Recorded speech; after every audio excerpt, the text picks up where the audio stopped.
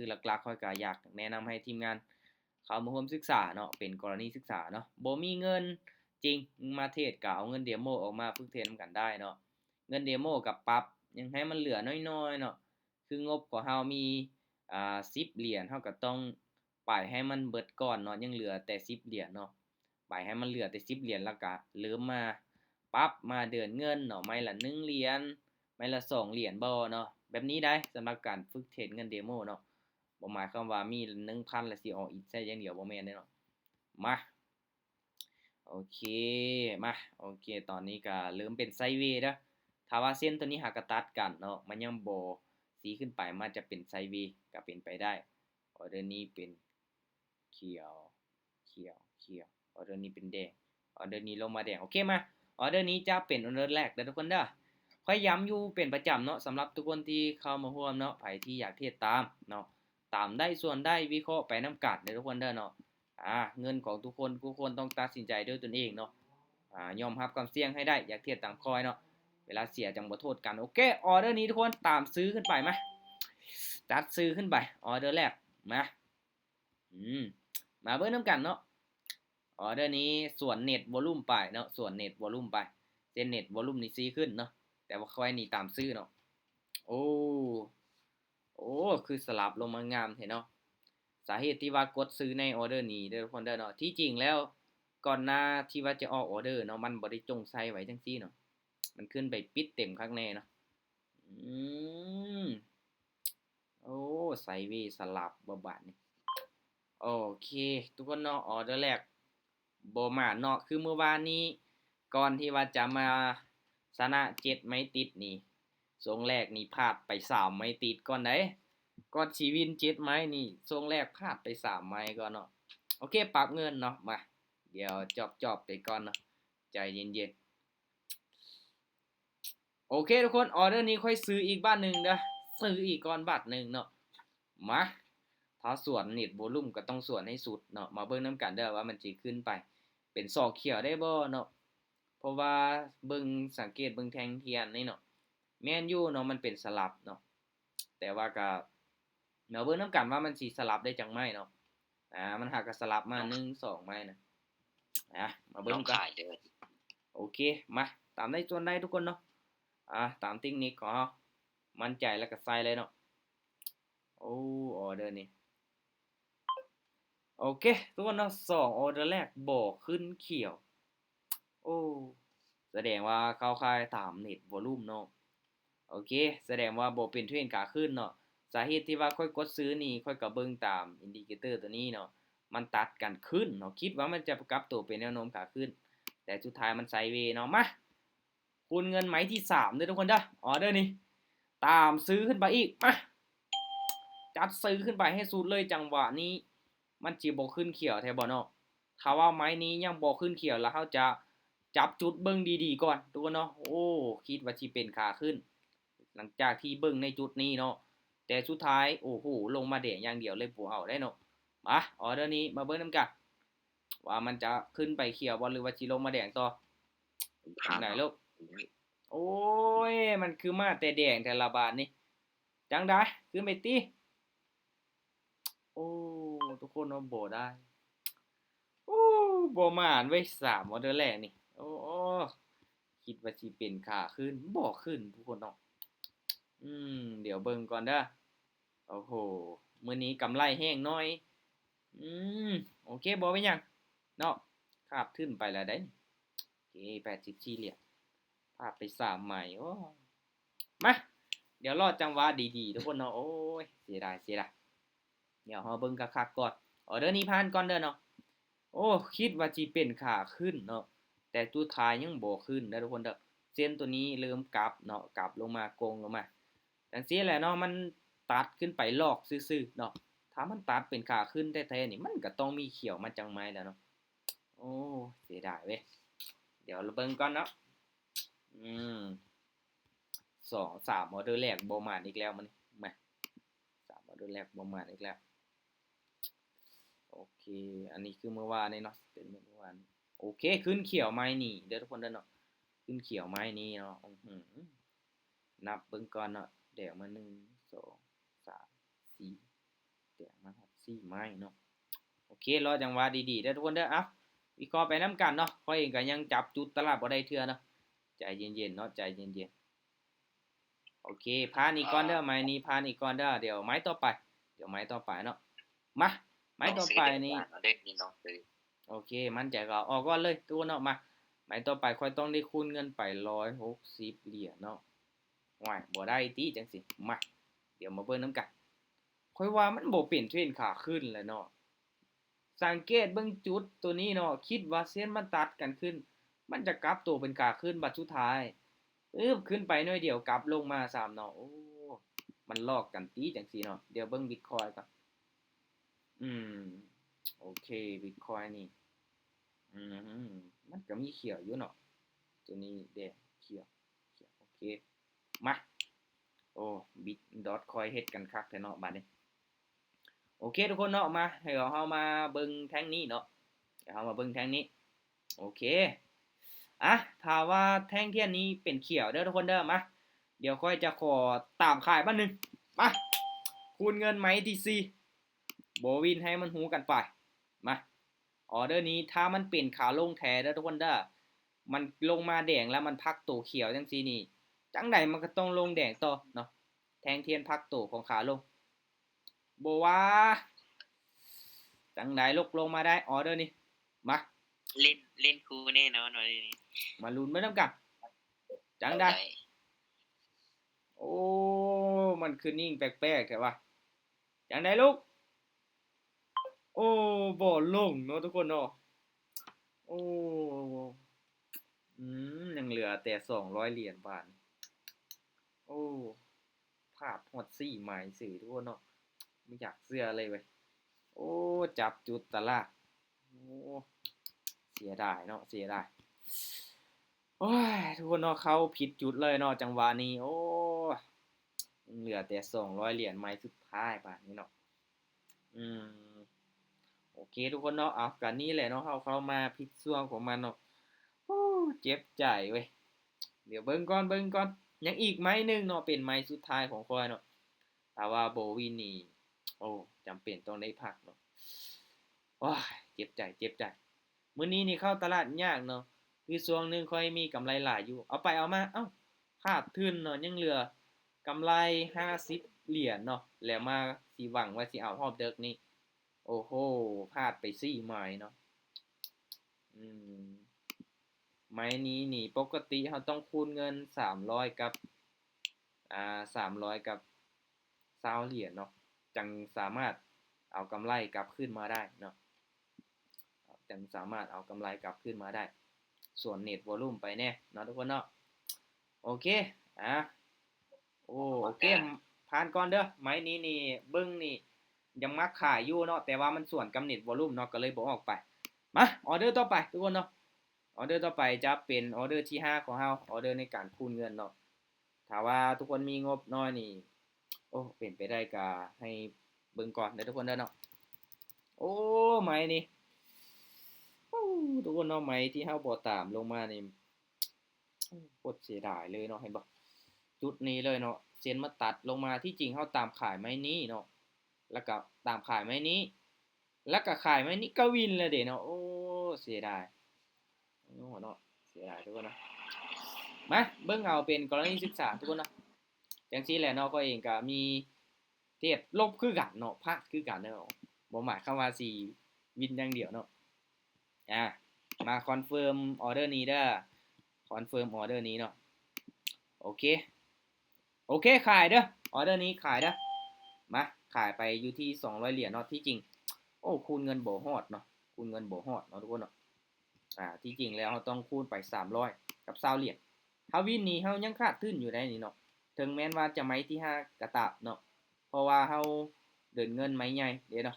ไปไม้20เหรียญก่อนลงมายาวๆลุกลงมายาวๆไม้ที่5แล้วเด้ทุกคนเนาะเสียดายเว้ยที่จริงงบอยู่กระเป๋าก็ยังมีทุกคนเนาะเฮาเอาออกมาก็ได้แต่ว่างบเฮา500นี้เนาะเฮาแบ่งออกมาแล้วเด้เนาะโอ้โหยังขาดทุนคือเว้าทุกคนเนาะยังขาดทุนคือเว้าเนาะโอเคบ่เป็นหยังมาเดี๋ยวค่อยจะปั้นเอากำไรไปต่อทุกคนเนาะเราต้องใจเย็นๆเนาะถ้าว่าเฮาเข้าขายในจุดนี้นี่ โอ้เฮาบ่พลาดเกิน4ไม้แน่นอนเนาะพลาดเกิน4ไม้แน่นอนอันนี้พลาดฮอด4ไม้เนาะไม้ที่5จังวินโอเคมาก็จะไปต่อเด้อทุกคนเด้อออเดอร์นี้ซื้อบ้านหนึงเด้อซื้อบ้านหนึงนะซื้อบ้านหนึงมาเพราะว่าแท่งเทียนแดงมันลงมายาวเกินนะยามมันพักตัวให้บอกคือตัวนี้มันลงมา2แดงปึ๊บมันจะพักตัวเขียวเนาะตัวนี้ลงมา2แดงมันจะขึ้นเขียวมาเบิ่งนำกันว่ามันสิขึ้นไปคือที่ผ่านมาบ่หรือว่าสิลงมาต่อโอ้แฮงขายมาหลายเว้ยเบิ่งจากเส้นตัวนี้เนาะโอ้โอ้จังไดลูกพักตัวก่อนติขึ้นไปขึ้นไปขึ้นไปได้นะเขียวได้เขียวได้ออเดอร์นี้เขียวได้อึ๊บกลับขึ้นไปลูกโอ้มันบ่แม่นเว้ยมื้อนี้เว้ยโอ้ยกระเทินแล้วก็พอขึ้นได้ไปยังบ่ขึ้นเนาะทุกคนเนาะยังบ่ขึ้นเนาะโอ้ยมาขึ้นแท่งนี้ซับอ้าวบ่เป็นหยังแสดงว่าเบิ่งตามที่ผ่านมานี่ก็ยังบ่100%เนาะยังขาดก็ยังเทลงมาอยู่ถามว่าแท่งนี้ลงมาแดงอีกนี่ค่อยจะคูณเงินซื้ออีกได้นี่โอเคทุกคนเนาะขอส่วนเทรนบ้านหนึงซื้อออเดอร์นี่ขอซื้ออีกบ้านหนึงโอ้แฮงขายลงมาหลายแท้มาจังใดก็ยังเชื่อมั่นว่ามันต้องพักตู้เขียวก่อนเนาะก่อนที่มันจะลงมาได้นี่ได้มันบ่ลงมาจวดจวดบ้านเดียวแล้วเนาะคันว่าแฮงขายบ่หลายอีหลีเนาะอ้าวโอ้จังได้ออเดอร์นี้พักตู้ให้ได้บ่เนาะมาลุ้นเบิ่งนำกันทุกคนเนาะลักๆถามว่ากราฟเนาะถ้าช่วงใดที่โอเคเฮาเข้าได้นี่แต่จังใดก็วินเนาะโอเคนี่ไว้ก่อนลูกนี่ไว้ก่อนโอ้โอ้เป็นตาเปลี่ยนกราฟทุกคนเนาะบ่ไหวเว้ยเป็นโอ้กับใหญ่เลยจ้ะบ่ไหวเว้ยโอ้เฮ็ดกันคักโพดอุ้ยบ่ได้ดอทคอยมันประเทศใหบ่ญ่เลมานยจ้ะโอ้โอ้ทุกคนเนาะเดี๋ยวเบิ่งก่อนโอ้ TRX ก็ได้อยู่เนาะ TRX ก็ได้อยู่ที่จริงมันเป็นโน้มขาลงเนาะลงมาเดี๋ยวเอาอินดิเคเตอร์มาก่อนโอ้เสียดายดอทคอยเว้ยแป๊บเดียวโอ้เสียดายเมื่อกี้นี้เนาะคิดว่าชีวิตแล้วโอเคบ่เป็นหยังทุกคนเนาะไปกันต่อโอ้พลาดไป2ไม้แล้วเนาะจังซี่แหละเนาะรอบที่เข้าตลาดยากก็ยากได้เนาะโอเคบ่เป็นหยังมาออเดอร์นี้สำหรับ TRX เนาะหลักๆมันอยู่ที่การที่เฮาเลือกเอาเทคนิคมานำใช้ทุกคนเนาะถ้าว่าเฮาเลือกถูกเนาะในรอบนี้เฮาเบิ่งกราฟดีๆเนาะเฮามั่นใจเนาะเฮาบ่ลังเลนี่มีโอกาสที่จะได้เนาะแต่ว่าช่วงใดที่เฮาลังเลนี่มีโอกาสที่จะพลาดโอ้โฮดอทคอยลงมาแฮงเนาะมาทุกคนเนาะเดี๋ยวค่อยจะเปลี่ยนมาเป็น TRX ลองเบิ่งจากออเดอร์เด้อเนาะออเดอร์นี้ต้องคูณเงินไป80เหรียญแล้วเนาะอา XRP อาจารย์ XRP บ่เอ้ยบ่ทันเที่ยแม่น XRP โอ้เว้ากับผิดเนาะตาลายแล้วมื้อนี้เนาะโอเคมาออเดอร์ต่อไปจะเป็นออเดอร์แรกเด้อออเดอร์นี้พักตู้เนาะมาโอ้ออเดอร์พักตู้ได้นี่งามเลยเนาะโอ้ทุกคนเนาะออเดอร์พักตู้เป็นขาลงเนาะสำหรับเน็ตวอลลุ่มเฮาจะบ่สายเนาะโอ้งามเลยเนาะลงมาแดงหลายๆไม้แล้วพักตู้เขียวจังซี่นี่เนาะเป็นแท่งเทียนพักตู้เนาะเอาเบิ่งย้อนหลังก็ได้ทุกคนเนาะถ้าเป็นแนวโน้มขาลงนี่เนาะมันพักตู้เขียวมันจะลงแดง โอ้แสดงว่าคริปโตมื้อนี้นี่ร่วงเด้อทุกคนเด้อเนาะร่วงแฮงขนาดเนาะร่วงแฮงขนาดโอ้บิตคอยน์ก็ลงคือกันเนาะมา XRP ตัวเนาะ XRP เด้อมาเดี๋ยวซูมเบิ่งกราฟไกลๆก่อนว่ามันจะมีฐานแนวรับบ่เนาะว้ายมันคือไกลแท้ละบัดโอ้ลงมาไกลแฮงขนาดเนาะโอเคทุกคนเนาะออเดอร์นี้เด้อมาออเดอร์นี้นี่เดี๋ยวเราจะตามขายบ้านหนึงตามขายบ้านหนึงตามเทรนอีกบ้านหนึง เนาะเพราะว่ามันลงมายังบ่จำคักยังบ่จำคักประมาณนี้เนาะประมาณนี้เนาะเอามาเบิ่งนำกันมันสิลงมาต่อบ่เพราะว่ามันก่ายหมดเลยเนาะมันก่ายหมดเลยมันบ่มีเลยเห็นบ่ตัวนี้เขาซูมมานี่บักไกลๆเนาะซูมมาบักไกลๆเนาะโอเคงามหลายทุกคนลงมายาวละออเดอร์นี้มั่นใจได้มั่นใจได้มื้อนี้นี่มันบ่ยอกเขาแฮงติมื้อนี้เฮ้ยนี่ไว้ก่อนเด้อลูกนี่ไว้ก่อนโอเคเอ้า โอ้ทุกคนเนาะโอ้ขึ้นเขียวได้จังได๋วะ อืมค่อยว่ามันบ่แม่นละติเกินเกินไปจังซี่เนาะอ้อเดทเอาไปเอามาก็มีโอกาสอ้ออืมมื้อวานนี้เป็นย้อนวินหลายโพดบ่มื้อนี้ก็เลยบ่ให้วินนี่โอ้โฮกำไรขาดทุนมื้อนี้ว่ะมื้อวานนี้อุตส่าห์กำไรบักหลายๆอะไปต่อตามสเต็ปทุกคนเนาะแต่ว่าเราจะพลาดอีกไหมนี่บ่ได้แล้วได้เนาะเราพลาดอีกไหมนี่บ่ได้แล้วได้ถ้าเป็นไปจังใดก็ต้องได้พักทุกคนเนาะคือในรอบหนึ่งเนาะถ้าเราเข้าตลาดบ่ได้แท้ๆตลาดมันบ่เป็นไปตามที่เราวิเคราะห์แท้ๆเราก็พักก่อนเนาะเราก็พักก่อนแต่ผิดพลาดนำตัวเองแน่ทุกคนเนาะถ้าเป็นไปได้นี่ในเมื่อได้ตามเด้อเราต้องตามให้สุดเนาะเห็นบ่คือไม้นี้เนาะเมื่อกี้นี้มันขึ้นเขียวปุ๊บเนาะเราก็ตามขายอีกเนาะไม้นี้มันก็ยังลงมาแดงต่อเนาะนี่แหละเนาะมันก็เป็นนำเราแน่โอเคมาทุกคนเนาะถือว่าเอาเป็นไม้สุดท้ายซะเนาะบ่ให้มันฮอด5ไม้ซะเนาะพลาด4ไม้ก็พักซะเนาะมาเดี๋ยวมาเบิ่งนำกันเด้อโอเคก่อนหน้าหันพลาด4ไม้ติดวินไม้ที่5อันนี้พลาด3ไม้มาถ้าว่าบ่วินอีกไม้นึงนี่ค่อยขอพักเด้อทุกคนเด้อเนาะโอ้หลายมื้อแล้วเนาะที่เปิดมีตติงเทื่อละบ่เจอสถานการณ์แบบนี้เนาะหลายแม่นได้กำไรเนาะเดือนนี้นี่เกือบว่าได้กำไรทุกรอบเนาะที่เปิดมีตติงมาทุกคนเนาะได้โดนแล้วเนาะมาเดี๋ยวไม้นี้นี่ขอเป็นไม้สุดท้ายของรอบนี้ซะการบ่วินนี่ยอมเนาะที่จริงแล้วส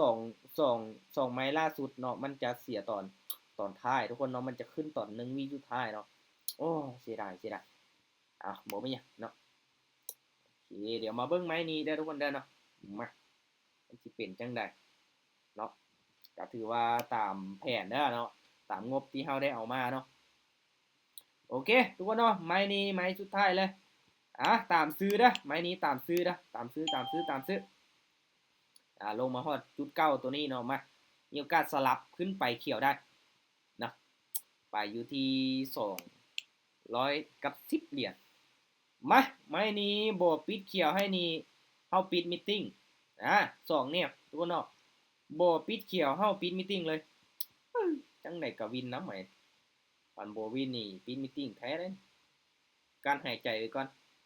นิ่งไว้ลูกน่าโอ้ทุกคนเนาะวินใช่เนาะไม้นี้เนาะโอ้อีลากอีเลือเนาะมื้อนี้เนาะที่จริงยังขาดทุนอยู่ได้นี่เนาะต้นทุนเรา500ตอนนี้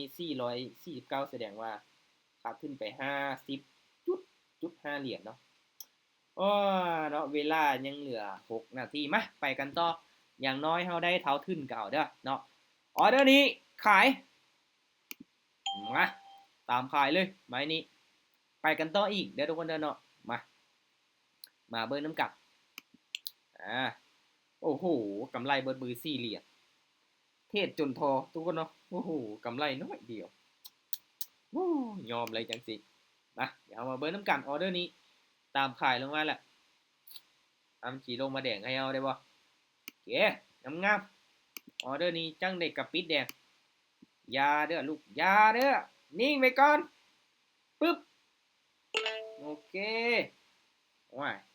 แล้วสิขึ้นเขียว1วิสุดท้ายอีกอะยอมเนาะนะบ่เป็นหยังทุกคนเนาะมาไปต่อจังซี่แหละเนาะเราต้องใจเย็นๆนะเนาะบ่หมายความว่าเราพลาดแล้วสิall in ใส่เลยบ่แม่นเนาะหลักๆต้องเดินเงินเนาะเดินเงินให้เป็นเนาะคูณเงินให้ได้ตามแผนเนาะถึงแม้ว่าเราพลาดหลายไม้เนาะ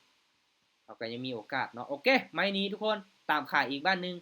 ตามขายอีกบ้านหนึ่งเนาะถ้าว่าแท่งเทียนแดงตัวนี้เนาะแท่งเทียนแดงตัวนี้นี่มันลงมายาวนี่เราจะตามซื้อเด้อแต่ที่จริงแล้วมันเป็นแท่งเทียนแดงที่น้อยเนาะ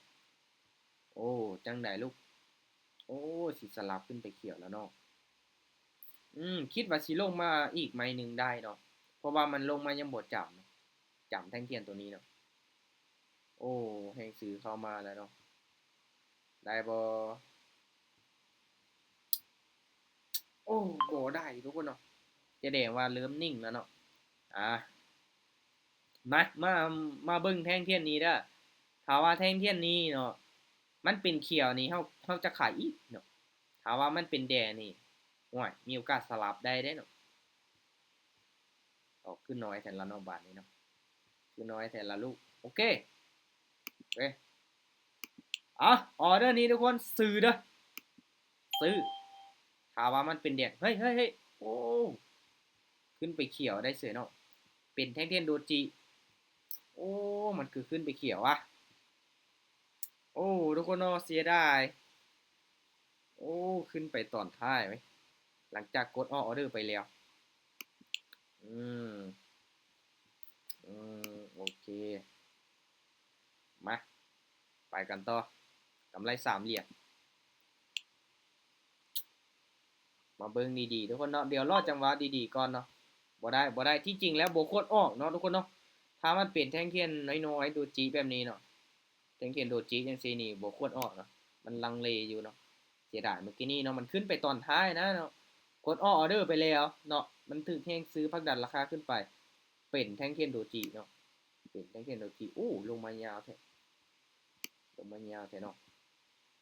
ลงมายาวผ่านก่อนเด้อทุกคนเด้อเร็วรอท่าแป๊บนึงรอท่าแป๊บนึง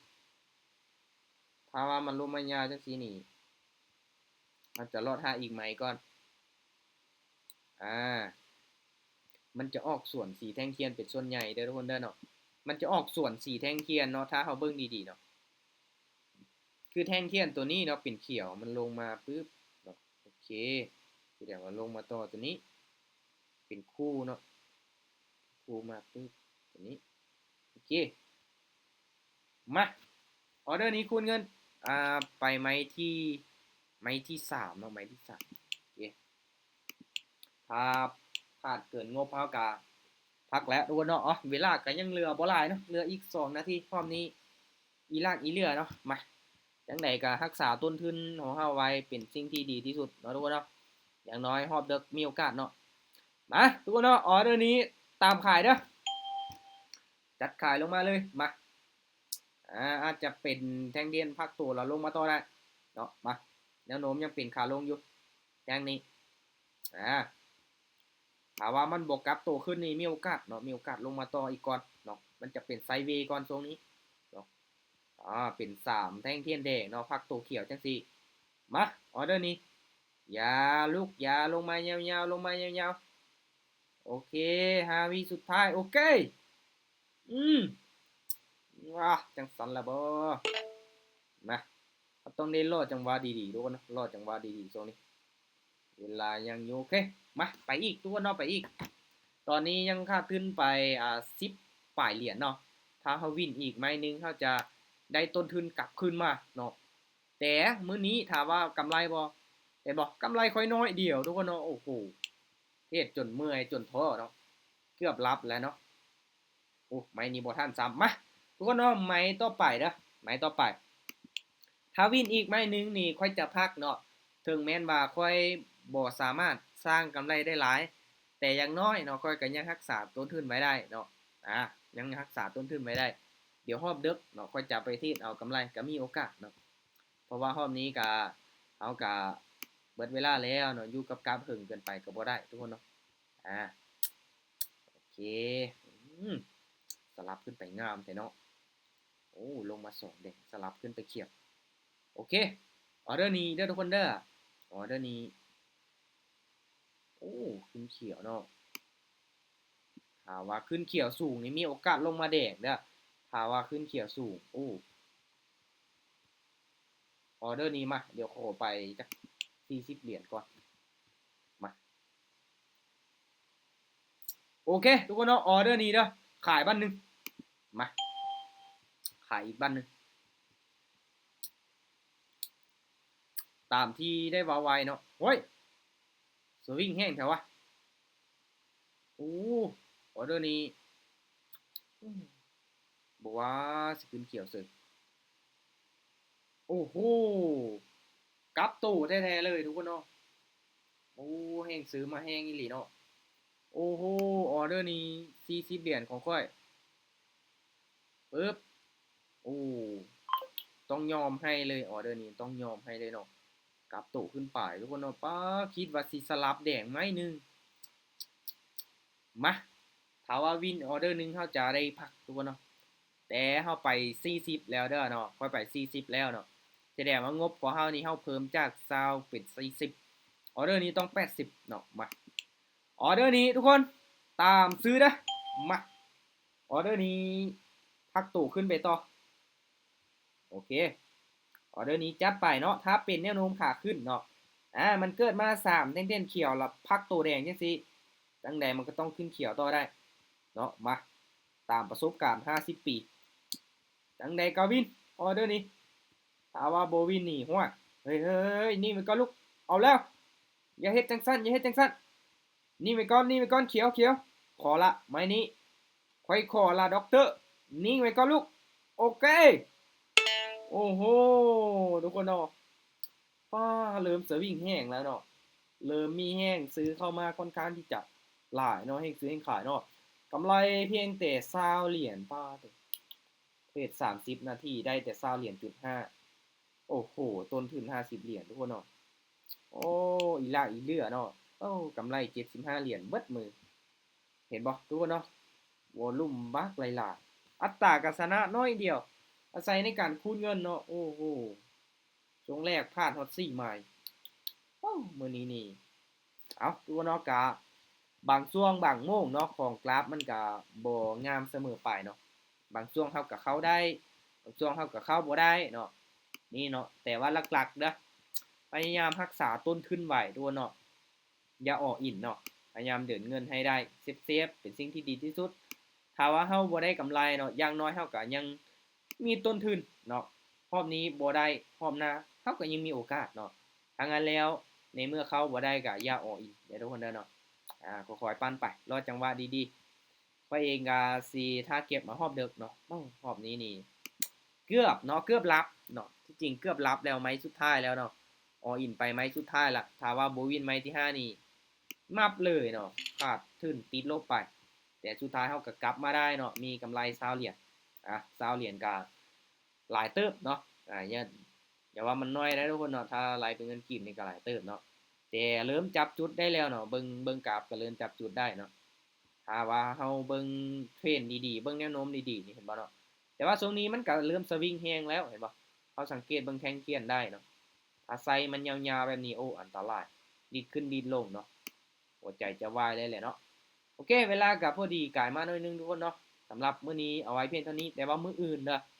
มื้ออื่นนี่8 โมงเฮามีนัดเนาะใครที่อยากมีระบบการเทรดเนาะการวางแผนในมื้อหนึงเนาะเฮาก็ต้องได้ควบมาเนาะว่าเรื่องเทคนิคว่าเรื่องการวิเคราะห์กราฟเรื่องการเดินเงินอีหยังต่างๆเนาะก็เข้ามาร่วมศึกษานำกันได้ทุกคนเนาะรอบนี้กำไรน้อยก็ถือว่ากำไรเนาะขอบใจทุกคนที่เข้ามาร่วมเด้อเอาไว้เจอกันใหม่รอบหน้าทุกคนเนาะบ๊ายบายรอบนี้เนาะโอ้โหบ่ไหวเลยเนาะเกือบหลับเลยโอเคตั้งใจศึกษาทุกคนเนาะทุกๆการลงทุนมีความเสี่ยงศึกษาให้มันดีๆเด้อ